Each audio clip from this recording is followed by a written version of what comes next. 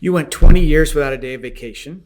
Mom basically raised us with grandma and grandpa and Uncle Don Monday through Thursday. Friday nights was always family night. Saturday, we'd always go to work with you. Sundays was family day. And family day might be an example. Sunday was clean the garage day, clean the drawers and the cabinet, lay bricks, pull.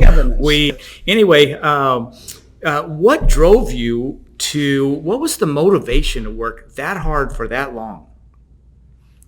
Well, I want to be successful, and I had goals. I had a 1-year goal, 5-year goal, 10-year goal. So when you set your goals, you have to achieve them, and you set achievable goals. So if I want to make X amount of dollars, then I had to make that. Then every year I kept raising them. So I didn't stay stagnant. A lot of people want to make $10, and that's all they want to make. That's fine. But my desire was to be extremely successful. I saw quite a few. My father was extremely successful at one point, and I saw how it was done, and I figured if he can do it, I can do it. He had a 6th grade education, and he had the 2nd largest grocery store at the time, and that was really good. Mm-hmm. So it could be done, and I had the desire to work and be successul.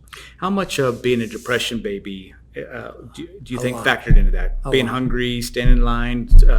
We always had food on the table, but relatively little.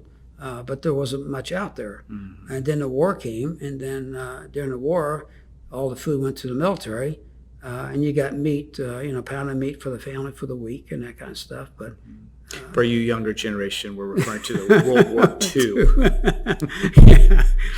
We're not talking. They don't know.